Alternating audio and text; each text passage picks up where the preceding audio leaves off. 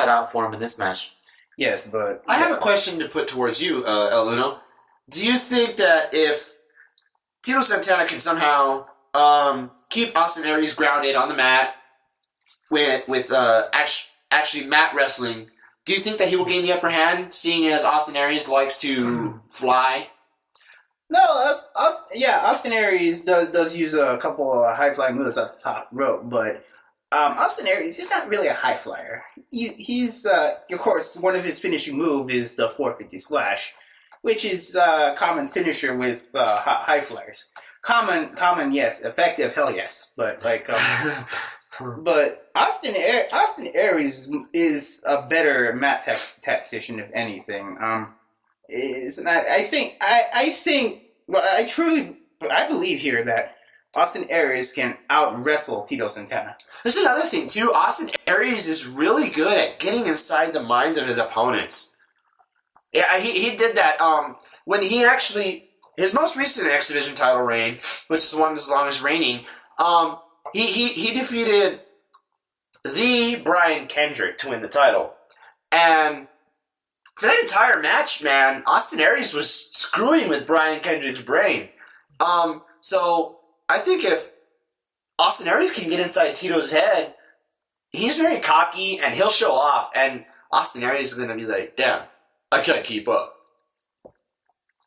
You think? Well, I mean, Santana wasn't really much for showing off. That's why he was known as a jobber. To him, he just went in there, he did his job, and he took off. That was the whole idea. You know, he wasn't trying to put on a show, he was just trying to do his job. And that was be a pro wrestler. Occasionally win a few matches, although admittedly he lost quite a few in his career, but you know, they did well for themselves, I think. And that's just where it was. Do you think Tito Santana functioned better in a tag team environment or in a singles environment? I think Santana functioned much better as a tag team, most notably. And it's the feud that I remember because I remember actually watching this particular tag team break up. When he was in a tag team with the model Rick Martel, they were known as Strike Force. Mm-hmm. They did have the tag team championships on at least one occasion that I know. I believe they captured the WWF tag team champions, did they not? They did, yes. Well, I will tell you one thing. Austin Aries has one thing in common with Tito Santana. What would that be? He was a tag team champ himself, was he not? Yes, he was. He won the ROH World Tag Team Champions with Roderick Strong, and Austin Aries, he had a lot of tag team partners, and he was one thing he always had trouble with was sticking with a tag team with a tag team. With a partner, and Generation Next. Yeah, we all know how that ended. Well, the model wasn't Santana's only tag team partner either. But Austin Aries, he's a single guy, and okay, we're talking about one-on-one here. Austin Aries has got. I do think Austin Aries probably functions a little bit better as a lone gun than Tito Santana probably does. Well, Santana can hold his own, but I think Santana did do better in a tag team environment. Overall, though, like I said, I think when it comes down to it, Santana, while he may lose the match, will definitely give Aries a run for his money.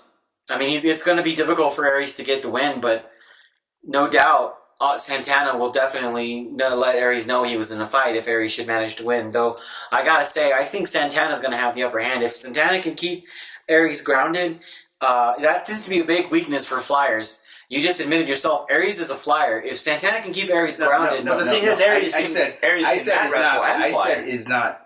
I didn't say Aries is a high flyer. I said he's more of a mat technician, if anything. Yeah, but he uses the 450 splash. That's how he can move for flyers. So he can fly. That means he's more versatile. There is a... Look, Kurt Angle's not a high flyer, and he can do a moonsault really good. Yeah, Kurt Angle's not, as you pointed out, he's not a high flyer. But anyway, the point remains... Kurt Angle's also an Olympic gold medalist, so let's leave him out of it. I've seen Aries in action as well. I can safely say that Aries is a flyer and can be a flyer when he needs to be. Yes, he can be a flyer, but he sticks more to the ground. Normally, I would say if you can keep him grounded, that would give him the upper hand, but... Aries is also a technician, so I think overall, there is a reason Austin Aries calls himself the greatest human that ever lived. He might be the greatest man that ever lived. He might be the greatest man that ever lived, and even to coin a phrase he himself used, the greatest manager who ever lived. I'll give you an example. But he's not perfect. That's another story for later. I'll give you an example of Austin Aries' Mat Wrestling.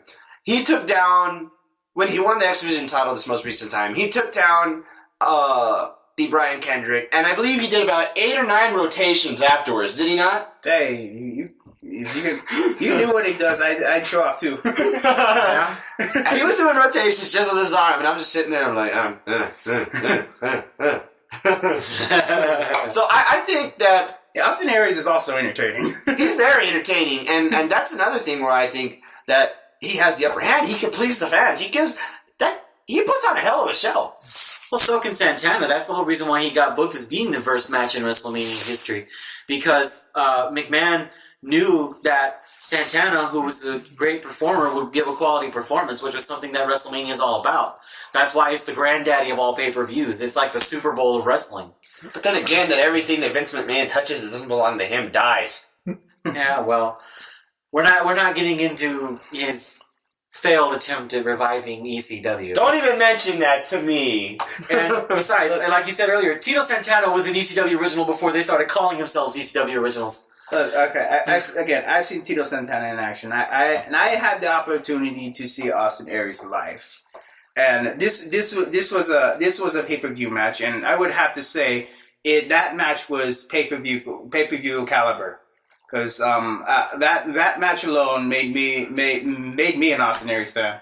Yeah. You know, it's often times where I'm watching wrestling and I often like the heels a lot because they're really good at showing what they can do. Austin Aries is more of a heel than a face. He's more a heel.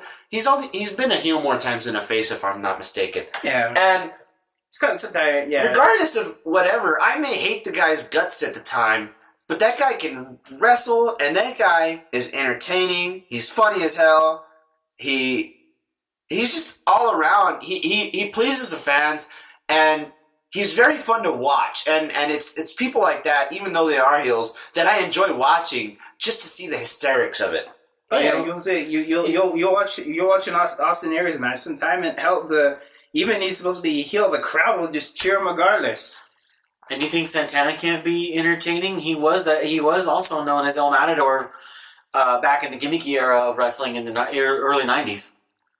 So he can entertain the fans too. Granted, I probably nowhere near as well as Aries can, but he can entertain the fans. Matador probably wasn't one of the greatest. I would probably say if you were entertained by Tito Santana Matador, then it was probably easier to entertain the crowd back then. All things considered. Well, the crowds back then, they allowed beer in the arenas, so most of the time they were drunk. Oh, sure, play into that fact. But yeah, there we go. So, yeah. Again, I gotta say, Santana's got it. He's stronger, he's faster, or not faster, he's bigger. I mean, size can have an advantage. Aries may be quick, but eventually Aries will slow down, and when that happens, Santana's got him. Well, I gotta say, I think we're going to have to call it a stop here. Both of you guys made your arguments very, very well. So leave us your thoughts on who you know would win, and we'll see you next time.